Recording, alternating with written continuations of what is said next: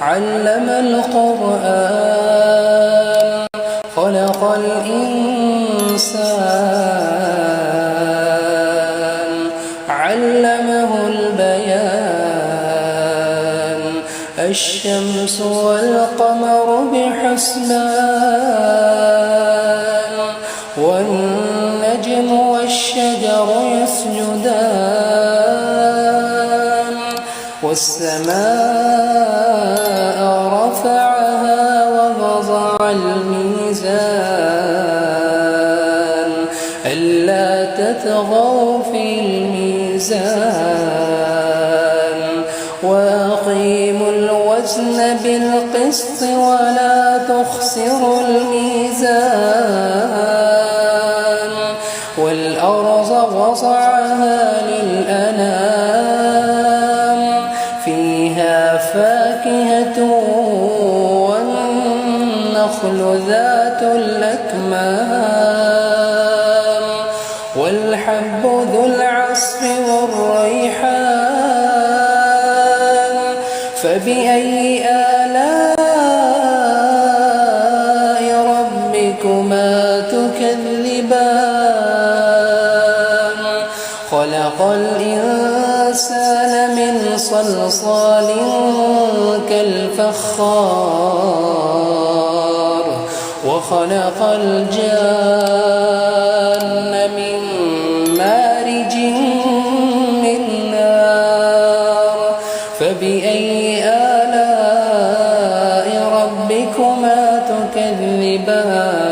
تكذبان رب المشرقين ورب المغربين فبأي آلاء ربكما تكذبان مرج البحرين يلتقيان بينهما برزخ لا يبغيان فبأي آلاء ربكما تكذبان يخرج منهما اللؤلؤ والمرجان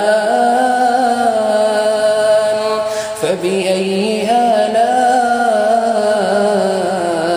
ربكما تكذبان وله الجوار المنشآت في البحر كالأعلام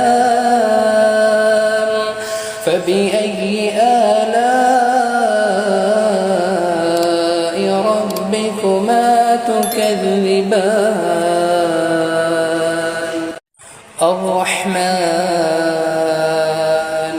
علم القرآن خلق الإنسان علمه البيان الشمس والقمر بحسبان والنجم والشجر يسجدان والسماء رفعها ووضع الميزان ألا تطغوا في الميزان وأقيموا الوزن بالقسط ولا تخسروا الميزان والأرض وضعها للأنام فيها فاكهة والنخل ذات الأكمام والحب ذو العصف